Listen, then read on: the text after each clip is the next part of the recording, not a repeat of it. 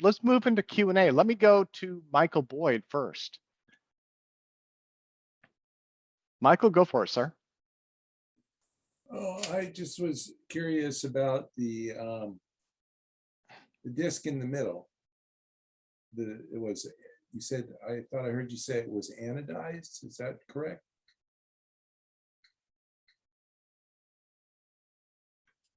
Can you hear me? Hello? Can you hear me? Oh, I see. You're can you unmute yourself, Charles? Up here, huh? Uh-oh.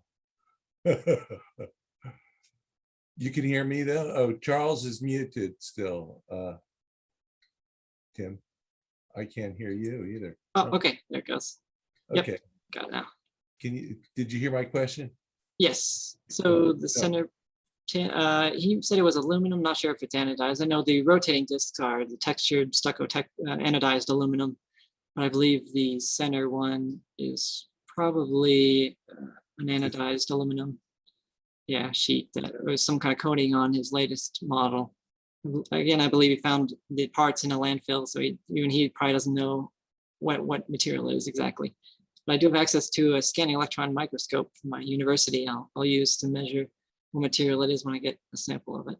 Because there was you mentioned something about microcavitation, and I have actually did work with that, and so I'm just curious about that, if there's something going on there at the micro scale that might be causing the effect.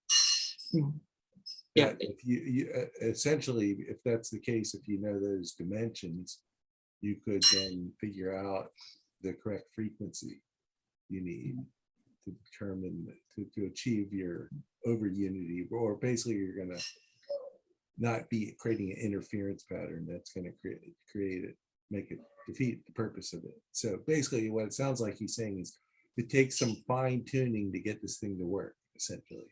Correct? Right. Yeah. And we're not sure how important the center plate is. Well, all the surfaces I would think would be important.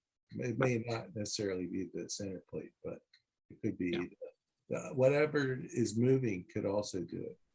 Mm-hmm. Yep, and several different materials might work for the center plate. We've seen in some of the earlier models that looked like steel, and the later one looks more aluminum. Okay, thank you for your answer. Yep, thank you. Thank you, Michael. Let me go to Carl next. Carl?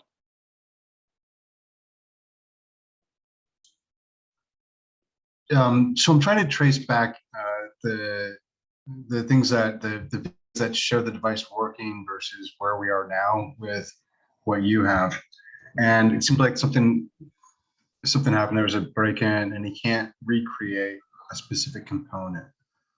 Could you elaborate on that? Is it one of the disks? Is it the assembly of something because he can't get it any? He can't get some aspect of technology any longer. What was that again? Well, he said the first disc was stolen from him, but he since then built two others that work, and the latest one is shown to work, and he still has that. So I'm not sure if he's going to sell me that one, but from what I've tried to build, it's not enough information to build the high voltage circuit that he's shown in his video.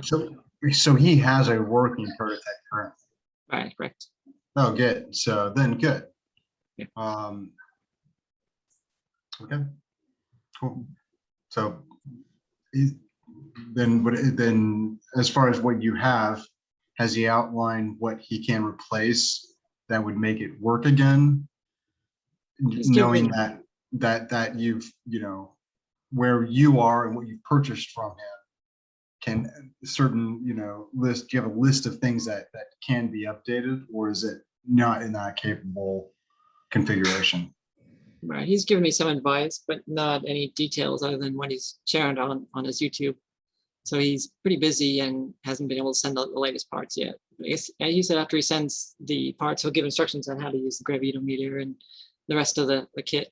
So clearly more. So the gravitometer, did those rabbit ears do anything? I might have missed it. I saw the light bulb. Oh, right. So with just the Slayer side Tesla coil, you can see it'll light up the red LED. yeah, when you get near it. But the green doesn't light up, which is the Tesla coil. But apparently with the Graviflyer, the field around it with the high voltage, the ultrasound, and the Tesla coil combined will provide a higher voltage that the meter will pick up and light the green light. So it's a location dependent phenomena that the device can fly within.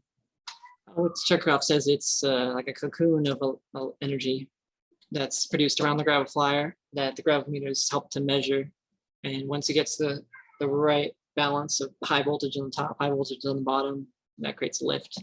So he mentioned in the schematic that there's two toroidal fields, one the high voltage and one the high negative voltage under it. And kind of the center plate is used to cancel out or separate those two fields. Thanks for explaining that. Appreciate it. Thanks, Carl. Let me go to Benjamin Solomon next. Benjamin, go for it, sir. Hi, very interesting. The question I had, I think you may have partially answered that, is the center plate necessary? Oh, what did he say? See, there's the second question is, how did he come out of nowhere to have a pretty sophisticated circuitry to demonstrate this device? Did he give you any clues? Because if you trace back the history, it goes all the way to Podklenoff, and Podklenoff has suggested it goes all the way back to the Nazi bell. So where did Chekurkov come up with a pretty sophisticated device? Do you understand any of that? But first question is the center plate necessary? Okay, yeah, I believe the center plate is necessary. He's shown 3 different models and they all have the AC on the center plate. That's used to separate, because without the center plate, it's very much like a lifter with the high positive voltage on the top and very high negative voltage on the bottom. The only difference is they're counter-rotating discs. But with the center plate, it seems to cancel out and help create the lift. So in all of his designs, he's had the center plate. And since he's shown that he's removed the magnets on the top disc and he's been upgrading the design little by little, I think he would have removed the plate if it wasn't necessary. And the plate is always metallic? Yep, it always seems metallic. And because it's high frequency, high voltage at 1 megahertz, that when you touch the center plate, you maybe get 20% loss, but you won't feel the voltage. You won't get shocked by touching it. Okay. And the other comment he mentioned in his videos, which helped translate it, and also by Falcon Space helped translate the video of how the construction with the schematic and the theory. He mentions a few things from Coral Castle, where ultrasound's used to levitate objects. He mentions Viktor Graviflyer in his flying platform and the texture plates. He mentions John Hutchison, the Hutchison effect, the 2 intersecting electric fields and radio frequency, and the 1 megahertz AC is kind of like those interacting fields. And he mentions Victor Schauberger, which was using water dynamics and rotating fields to get lift. So several, I guess, pretty much any anti-gravity person you could think of has probably inspired him. And he put several of those ideas together to get that result. So he mentioned in another video comments after going through, I have an algorithm that sorts all the comments just by what he said, that he's been working on it for about 10 years. So in 2011, he started working on it and just been tinkering and making changes pretty rapidly to get to a working model.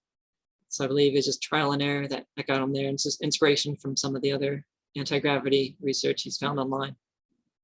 So the audio signal is necessary? Yeah, I believe the ultrasound is also necessary. People have asked if the earlier models aren't using ultrasound, and he said that they all have ultrasound. So And where's that signal going to? There's a speaker on top. It's just blasting the sound down at the plates. He said it interacts somehow with the plates or the field. Okay, and has that, do you know if it has been tested in a vacuum?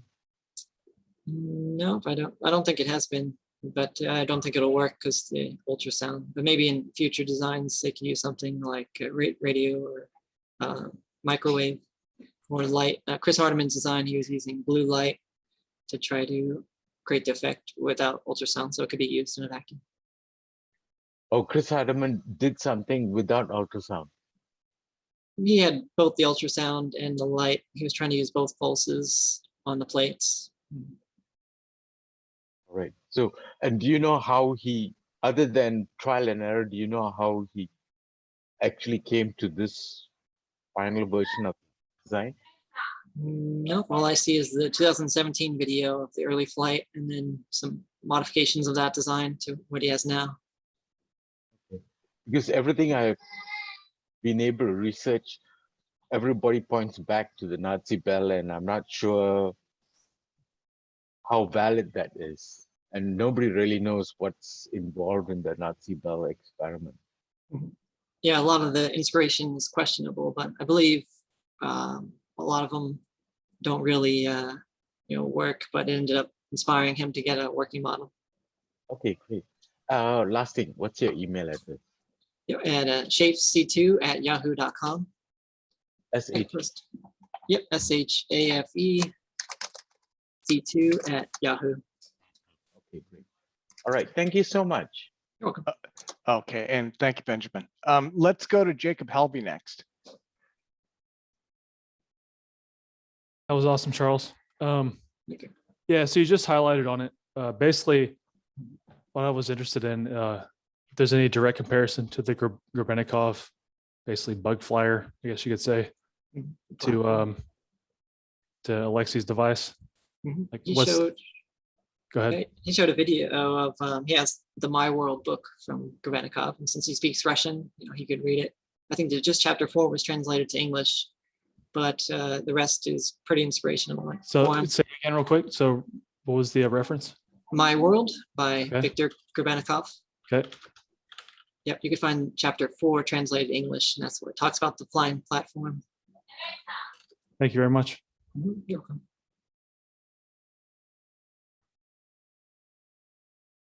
Okay, sorry, lost my mouse for a minute. Okay, thank you, Jacob. Let me go to Harold next. Harold, sir. Hello. I have a question. I mean, I've been trying to understand how that device works. What is it what makes it happen? I mean, I cannot make head to tail how it works. So the question I want to ask you this: if you were going to design it yourself, let's say, what changes, what improvement would you make? How do you think it works? Something that will make it work. What would you do? Okay. Yeah, there's been some speculations from other groups that have tried to simplify the design or improve upon it. Some suggestions were to get rid of the rotating plates and have something that's solid state. So maybe a toroidal coil or something similar to that. That'll replace that. But there's also, of course, trying to get to work in a vacuum, as mentioned earlier. So you might replace it with microwaves or light instead of the ultrasound. And some have mentioned putting a frame around it or making it larger so it could be flown. And of course, right now it just goes up and down. So you need some way of controlling the flight forward, backwards, right and left. So maybe having servos or some controls on the motors to control the direction of it. But even right now, I'm not sure what the force is being used to repel it and then what force would be needed to change this direction.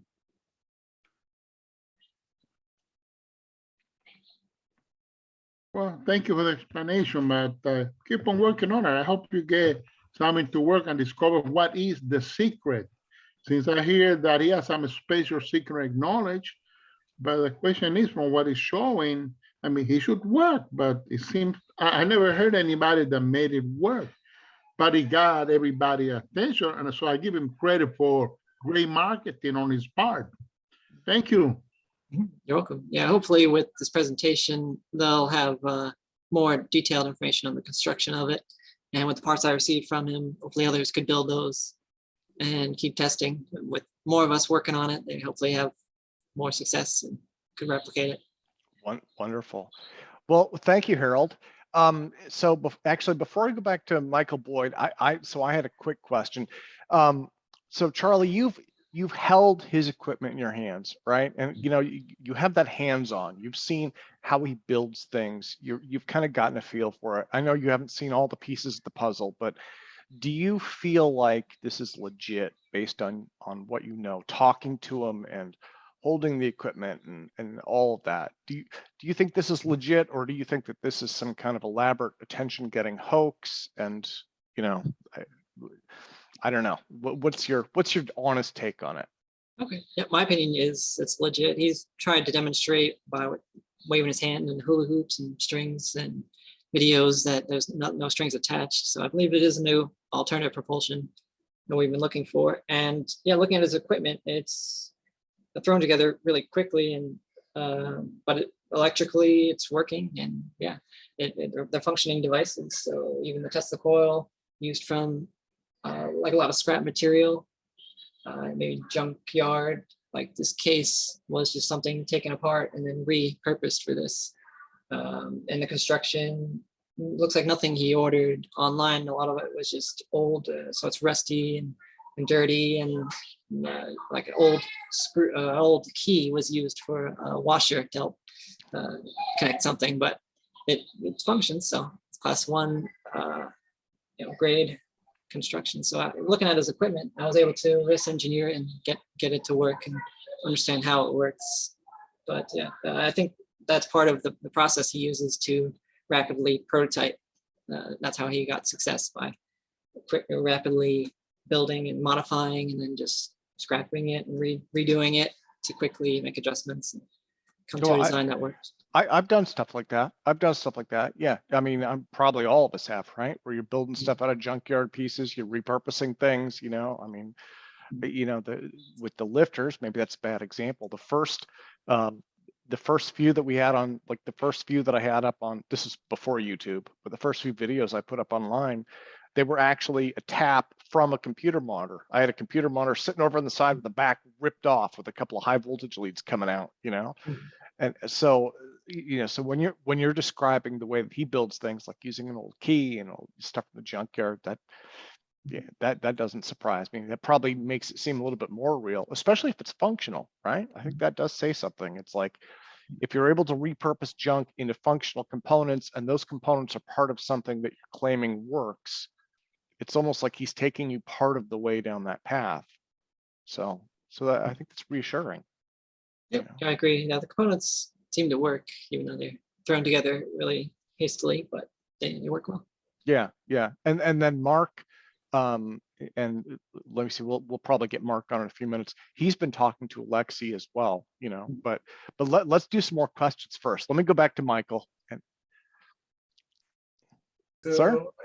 So Charles, I just wanted to say thank you, because you know, I've watched those videos and just kind of like, wow, I'd like to do what you're doing. I'm like feeling so happy that you're doing what you're doing. You're what's called a maker. You ever heard of that term before? Yep, definitely. Yeah, we have maker spaces. Unfortunately, the maker spaces near me now have been shut down due to COVID, but they used to be very exciting places to go to, meet people and build stuff, work together. So it just seems like it seems like the science is the physics is catching up with him. And I would request that you go find, I posted earlier in one of the first speakers, attachment of this book on metamaterials. And if you would look at that book, it's actually a pricey book, just so you know. Okay. The section of the book I took was relevant to that speaker, but the book has whole sections that would be directly on point to what you're trying to do. And I feel like the inventor here is saying that it requires an understanding of the physics that's going on to really make the thing work. Mhm. And so to Right. give you encouragement, I would just suggest you check that out and then check that book out online and see if you would be interested in that. Okay, thank you again. I really thank you. appreciate your talk. Thank you. Yeah, Thanks, Michael. Appreciate your comments. Also with the same thing happened with the Hutchison effect, I believe, where he just by trial and error and proficiency with adjusting the fields, he's able to get the effect. And Alex Chekurkov is just experienced with tuning his Graviflyer to get it, but he's going to improve it. Yeah, you know, yeah, maybe I should do something. I should probably do something on that at some point. Yeah, I used to go, I've spent a lot of time with John. So Yeah, I saw those. yeah, the materials photos. That was the thing I was thinking about. And you know, with his materials photos, that might be similar in some ways to, again, kind of what I was asking about with Alexey stuff, where I held the materials. I went through. He had a big, you know, he had, I don't know how many samples. He had them in these big plastic drums, and we went through and looked and examined them. And I was like, okay, something with the materials part. I was like, something definitely happened here that's strange, you know. But yeah, and thank you for sharing the contact from John Hutchison. I've been communicating with him. He doesn't believe the Graviflyer is the Hutchison effect, but I've yet to convince him. So hopefully, if I do get it to work, I will. There was a video I put together with the John Hutchison effect and the lift of the Graviflyer to kind of get a comparison of how they're lifting and how they might be similar. it could be, you know, I have my own. Again, I don't want to hold everybody up too much on questions, but the short version with the Hutchison effect is, I believe that the materials effects, the jellification effects, right, which may be related to the Philadelphia experiment and maybe the Nazi bell to some degree. I believe what that is he's basically using resonant frequencies and harmonics to, you know, how chemical bonds are all made by valence electrons, right? And I believe what he's doing is he's hitting the orbitals and knocking the valence electrons out of whack. And so normal chemical bonds change. And so you'd have a metal with a crystalline structure, which becomes a liquid temporarily. And then when the field goes off, those orbitals go back to the normal positions and it hardens. And there's no way to tell except that the crystalline structure in all the close-up photos and stuff is disrupted, and it lets metals and wood, like metal and wood, will bond at room temperature and stuff like that. But that being said, that levitation effect, I have never met anyone with a good, credible explanation for it. So you know, yours, just by having an explanation, you've got a contender right there, because I've never met anyone who could say, yeah, this is definitely happening and this is why. Right. And I believe the intersecting fields with the multiple high voltage equipment that he's using, Van de Graaff generators, Tesla coils, is very similar to what Alex Chekurkov has here. And you could also buy some samples of the John Hutchison effect. He's selling now on eBay. So I've had some I bought to help to study, and using electron microscope. And we get to do the experiment on that, but I'd like to do more research on the samples to see what's going on. I know there's other groups that have done it, but it does help to have the equipment in your hand to see. Yeah, well, so let me do this. I'll put a link to Hutchison in chat, and I'll put it up on the other one too. But let me go to William next, who's patiently waiting. Sir, sorry for holding you up. Hey, no worries. I have technical questions. They can always wait. In looking at what you've posted, some things that I didn't see were the magnet strength and the spacing between the magnets and the center plate. So those were things I was hoping if you knew you could post or maybe just capture and post later. Sure, good question. I originally used N52. Alex Chekurkov never explained what magnets he was using, but those being the most powerful or commercially available magnets you could buy, when they would rotate, they would also induce eddy currents using Lorentz forces on the top aluminum plate. So even though it's thin aluminum, it would still create a backwards resistance, which would make it hard for the top motor to turn. So I switched to N42 magnets that were a little thinner and shorter, and I have those on the Thingiverse page for my Graviflyer design. So I'd recommend using those, because if the magnets are too strong, then you can't get the plates close enough. In his earlier design, he had the plates further apart and still had got lift, but in his later designs, the plates are closer together to the center plate. Yeah, so my own research, people have said that they felt the magnets are, the fields within the magnets are like bending in effect, because it's not the strongest magnet that you could generate. So there's something to that 40 or 38 range that's like a hot spot. And again, he's using older magnets. You can see they're kind of rusted and they're chipping, they're coating. So maybe that's part of the secret to how it works. Maybe after a few years, it's lost some magnetism, or maybe they're weaker magnets. It's hard to tell. Once I get the Graviflyer, I could do more testing to see exactly the strength of the magnets. Cool. The other question was about the separation. I know you said it's magnet dependent, but is it about a centimeter, or like if you just had to measure it based on like a finger width, how far is that separation? Yeah.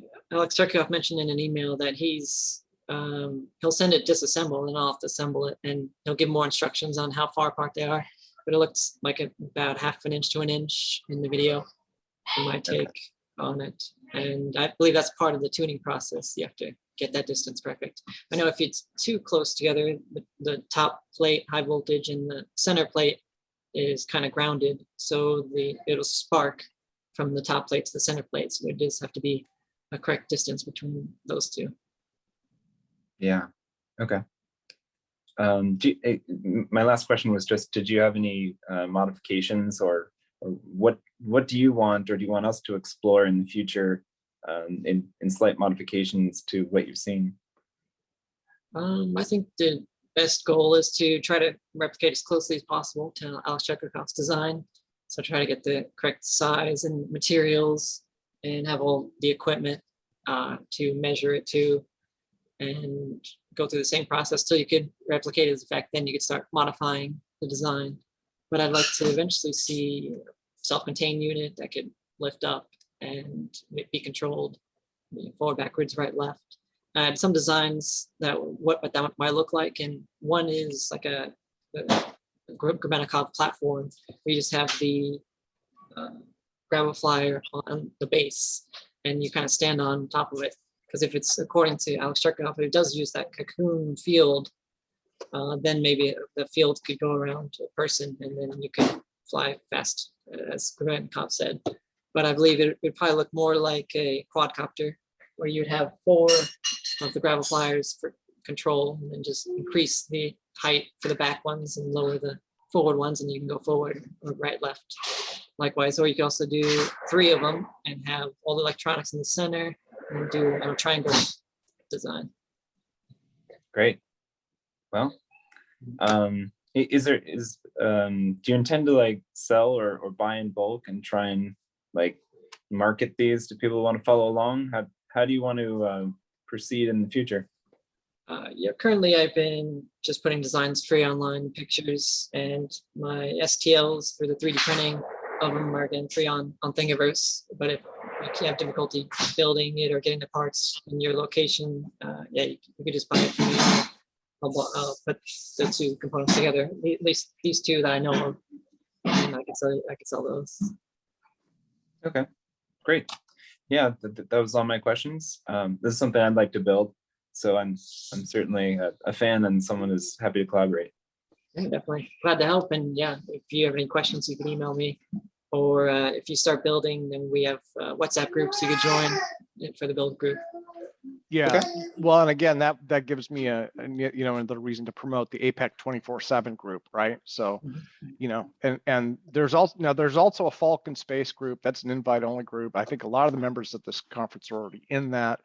But the APEC group is basically anybody who shows up, and so that's from the contact page on our website. And I think you're in that too, Charlie, right? Yep. So, yeah. Okay, well, let me see who else has questions for Charles Crawford III. Does anyone else have questions? And yes, I have a question. Yes, sir. Go for it. Yes. What is the measured voltage and frequency of the catcher of the Tesla coil? Let me see that. Yeah, I went through that in the presentation. I can go back to it. So I measured it with the wire down it and without it. So without the wire, just the catcher itself, it's 1.2 megahertz. 1.2 megahertz. That's the frequency, and the peak-to-peak voltage is 2,480 volts AC. Of course, when you have a wire down it, not connected directly to the output of the secondary, then the voltage on the plate is probably like 10% that at 270 volts AC, what I measured. And the frequency on the center plate was 1 megahertz, so it did drop the frequency down. Oh, and that's Russell. Okay, Russell, welcome, long time. Yeah, long time no see. Yeah, The light is behind you, so I couldn't see your features. But yeah. Let me see if I can push back for you. oh no, that's okay. It's that's fine. I just didn't recognize you. So then I guess Russell, you're working with Charlie, right? Or Yes. Okay. I've been working for a. I live in Florida now, and I've been working with a company that has been funding me to do this, and they're happy that accurate information is coming in now, so we can replicate this, so that my funding will continue. Yeah, and that was what I thought. I know because I've been getting messages and emails from both of you guys. So yeah.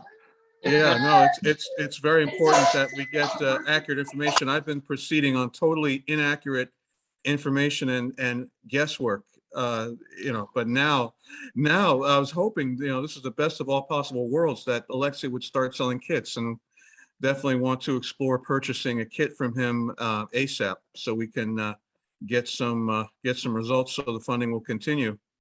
Well, and I think the other interesting thing is, if you're able to purchase a kit, then you could compare yours to Charles, and you could kind of, who knows, but by comparing notes, maybe you could see things. Maybe he does little things different times, or you could see things that do matter, don't matter. You know what I mean? Lots of little stuff. Exactly, and like my late boss, Professor John Roy Robert Searle, used to say, this work can only be done by a team. And I've been, for like the past 3 years, just going at it solo, and other people I'm working with are working on other projects, so they couldn't help me with this. But I'm so glad to have Charles as part of our team, and he has the knowledge base and expertise, as many of us do, to help pull this off. And I know that we're going to, add some enhancements like vector controls and radio controls. And this is really going to be a big industry. Part of the, if you've seen the personal drones, that basically flying cars that are starting to come out now, this is going to be in direct competition with that. Only it's a lot less input power, and it's definitely over Unity, because you get a lot more force and motion than what you're putting in terms of watts and total power. It's way over Unity, and that's what the world needs now at this inflection point in human history. Oh, Charles, let me jump in real quick. John Schultz had asked in chat. He'd asked if I could ask you if you have an idea when the other parts from Alexey may arrive. Do you have kind of an ETA on those? Hopefully before the end of the year. He's been busy, and it's taken a few months. He said he travels a lot, so he's not always home to deliver the parts. But yeah, based on his previous shipment, he said he had difficulty shipping the larger parts of the Graviflyer frame. Okay. Yeah. Well, yeah, I think that answers the question. Oh, okay. Let me see. He just typed PS. I've got another question. Wait, John, do you want to come on here? Let me ask him. Yeah. Hi, Charles. There nice you go. to meet you. So, Charles, firstly, I'd just like to say thank you. I think what you're doing is fantastic. Let us know whatever we can do to support you. I 100% agree with your approach to firstly exactly replicate what he's got, to the T, like to the micron, if you can, get it to work, and then improve the shit out of it. But so yeah, I just like to say I really think that's a great approach. I think people can easily be tempted to start off by doing adjustments, and then it's difficult then to get back to actually if it works or not, because you need that baseline. But anyway, I digress. So the question I have is, So I'm not a technical guy, so I just wanted to ask you. So if this is a really stupid question, I won't be surprised. But from the videos, it seems like a lot of his equipment is on the ground with cables going up, right? So something Richard Van Derek said is the system, there's an effect that is kind of grounded out sometimes, that you lose an effect when the system is touching the ground. So do you think that indirectly his system is kind of grounded because some of it's on the ground? And if yes, do you think that his system might be function differently if it was, for example, on a big styrofoam box? And the other thought I had is something I think Hector Serrano said is that, you know, one of the experiments that somebody did that he talked about is that it was like the experiments didn't go as planned, but what they got out of it is there was an arc that came when the system grounded, and the guys couldn't figure out where the arc came from. They couldn't figure out the energy or the effect produced by it. But so what I was wondering is, you know, if the system is grounded, isn't there maybe a chance that the lifting effect is some kind of a crescendo or a domino effect of grounding arcs, just thousands or millions of them at a very small amount, and therefore the entire effect might be nullified if you move the grounding, for example, put all that equipment that he has on a big styrofoam box or you float it in the air or whatever, in a balloon, for example, hypothetically. So that's not really one question, but so what are your thoughts, Charles? Okay, yeah, good question. I know the equipment he sent me is pretty well insulated. He has these rubber feet for this, so it's not making electrical contact, and he doesn't have any wires going to the middle case of this. So maybe this kind of acts like a Faraday cage for protecting electronics from the high voltage of the Graviflyer and the Tesla coil. So about 3 feet away from it, there's wires connecting it. And even the Tesla coil is insulated with this plastic base. So I don't think grounding is where it's getting the charge from. It could probably all be put onto a craft and flown independently. Yeah, from what I've seen, electronics of it. Yeah.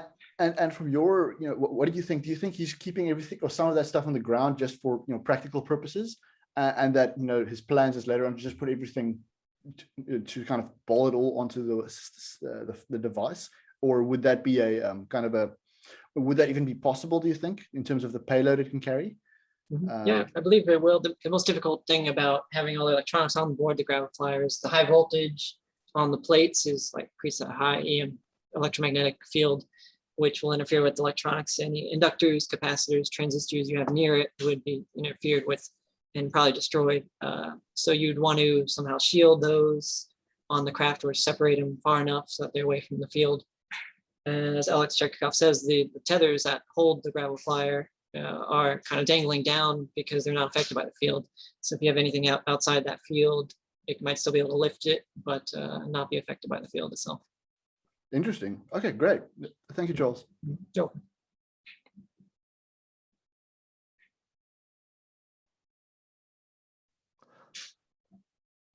Okay, and let me go to Michael Boyd next.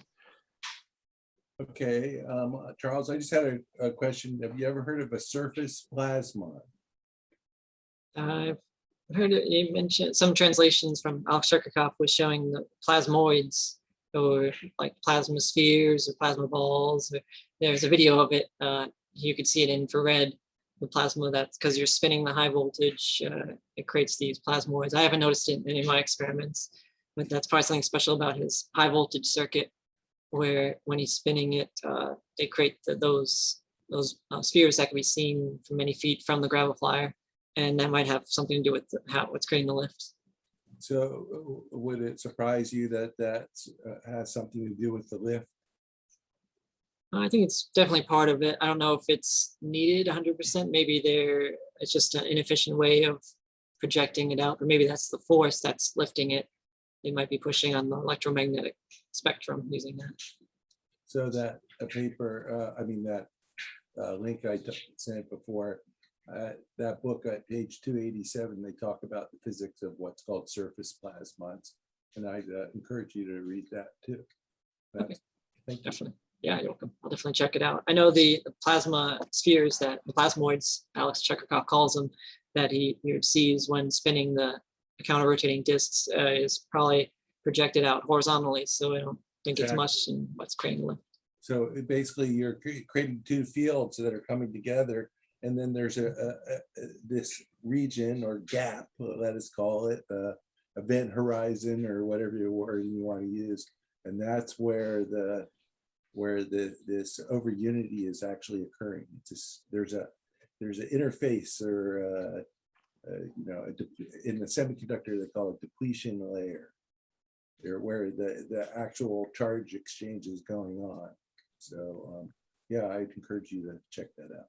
Thanks. Definitely. Yeah, I think the interaction with the charges on the plates, a lot of people are focusing on, but there's also, because it's high voltage, a field around those plates, and the ultrasound is, projecting the sound waves onto those fields that are in the air around the craft. Ultrasound, the importance of the ultrasound in my mind is, okay, another in semiconductor physics, they have what's called phonons or phonon scattering. And a phonon is basically a void. But it's a sound. It's a hypersound. So it's creating its own field too, and it's getting the synchronization between the electromagnetic fields and these phonon fields that creates this surface plasmon effect that I think you need to get the lift. Okay. Great. I'll look at that. Okay, let me see. And I had another one from electrogravity physics. And I'm sorry. Do you want to go ahead, sir? I'm not sure what his actual name is. I'll ask him. Sorry, my name is Nils. Can you hear me? Nils. Okay. Oh, yeah, I hear you. Yeah, Charles, thanks for taking on the challenge and trying to replicate this technology. I'm an engineer. I've been working with electrogravity for a number of years, and both on the theoretical and the experimental side of things. So I'm very interested in what you're doing, but I'm curious, how well does the inventor speak English? Have you spoken to him and trying to understand the working principle? Because as an engineer, we all know that just throwing a bunch of parts together and blending it with some halfway high voltage, whatever, it's not going to go very far. We need to know the working principle. So have you spoken to him about it in English and trying to figure out how it actually works? Yeah, I don't think there's any English. I think he speaks Portuguese and Russian pretty well. But I've just translated everything through like Google Translate, or if you could import all the comments into Excel and then use the Excel Translate feature to help translate it into English. So that's how we've been communicating. I would translate it to Russian and email him, and he'd translate it to English and email me. So how do you know you're on the right track if you don't understand the working principle? Well, I think even he mentions that he doesn't have an oscilloscope and a tachometer, and he was pretty accurate, I think, with the frequency of the Tesla coil, but a lot of it's just theory that he is speculative and not measured. So I need his equipment to measure and do the testing myself to really find out. That's good. That's good. But did he come up with the idea in a dream, or where did he get the idea or the technology from? No, he said he was inspired by researching a lot of the other anti-gravity research, Searle effect generator, John Hodgson. He mentioned Graviflyer, a few of the other inventors. Okay, so he's been working on this for a number of years. Yep, he mentioned about 10 years since 2011. He's 51 years old now. So an email he gave his birthday. He looks much younger than younger than he is, I think, and maybe that adds to. Maybe that hurts his credibility, I guess, because he looks like he's kind of in his 20s on the videos. I mean, you don't get a lot of good photos, but that was my thought, was that he was much younger. So yeah, it's kind of skinny, so it makes him look younger, but you see a little bit of gray hair starting to get. So Charles, do you feel pretty confident that you will understand how to build it or put it together? Yeah, I think so. Getting closer, and we'll just trial and error myself. I'll actually get there, right? if it does work. All right. Thank you. Wonderful. Thank you, Nils. Okay, and let me see. John was asking, do you know what his day job is and his academic background is? Do you have any idea about his background? Yeah, he mentioned he did go, I think, for video photography and electronics related to that field. So it shows that he knows quite a lot of electronics and probably mostly self-taught or trial and error and just hands-on experience type with his electronics. So all his electronics were pretty well standardized. From his schematics, though, you could tell he didn't study electronics that well because the symbols he's using are standard, but maybe in Russian there, I don't know. Oh, yeah, I see what you mean. I see what you mean. Yeah. Like a lot of the resistor, he just drew a rectangle when normally the schematic for a resistor is a zigzag circuit. Yeah, yep. That was kind of what I thought you were. Yeah. Okay. Well, let me see. Does anybody else have questions? Oh, there's Harold. Okay, and he was a quick draw. I said questions. It was like instant hand. Well, what I want to know is, tell me in your own word, where is the net effect that creates the anti-gravity in that machine? And how does it, why do you think it works? Why do you think you can make it work? I mean, I'm curious, this is something that I want to believe, but everything that I look at the machine, from everything I know, I just feel there's something missing there that it should not work, but I want to believe. I wanted to see it working because it would be a major breakthrough. And if it does, it will be able to collect the Nobel Prize. So tell me, what is the next effect that creates the anti-gravity of that machine that makes it levitate? Okay, I think it's better to study what it's not. So it's not using propellers. Even the two fans that are counter-rotating, even if there are blades on those fans, them being covered by the plates would prevent any airflow. So that's not what's lifting it. It's very heavy, so it'd be hard to lift it with a lifter technology. You could lift only a few ounces with that. So this one weighs several pounds. And then that's not using air principles of aerodynamics I know of. So normally if you have a high pressure, on the top plate, low pressure on the low side, that might act like a wing that lifts it. But I don't know when you're doing that with electromagnetism. Maybe this cocoon sphere energy field around it is less dense than the air around it, and that's what's lifting it up. But his theory is that it's creating a cocoon of two toroids on the top and bottom, separated by the center plate, the AC field, all that. And that's what's creating the lift. You kind of have vector fields that somehow reject gravity. And then he's saying centrifugal force of the earth spinning is what throws it up. What do your measurement tell you? What you have measured in testing that device, what do they tell you? Well, I can only measure the output frequency of the Tesla coil that he sent me and reverse engineer the schematics and the parts for this equipment. So it's hard to, I haven't gotten any weight loss or lift yet, so I can't measure the field around it. But as soon as I do get a lift, yeah, I would use a high voltage probe and oscilloscope and measure the frequency around the Graviflyer to get an idea of what the field looks like. Yeah. Any Yeah. So anti-gravity Harold, Harold, he doesn't have the entire unit yet, right? Oh, So okay. that's All right. Yeah. He's still, Alexey is still shipping him stuff. So we're just kind of going based off what he has so far, but also his communications with Alexey. Well, and thank you for your explanation. And Charles, I have seen some of your videos. Keep on putting more videos. We'll keep track on what you're doing. You're doing great. Thank you. Great, thank you. Thank you, Harold. Okay, so I guess without any further ado, then I think if we're all set, why don't we do this? I will put things on gallery view, and everyone, please give Mr. Charles Crawford III a giant hand for a wonderful presentation. That was very, very in-depth, sir. And I know you don't have complete and total information, but still, with what you have to be able to go through things, and again, you've done a lot of great videos as well. So thank you, and I would love to have you back when you have more in-depth knowledge to share. So Okay, great, definitely looking forward to it.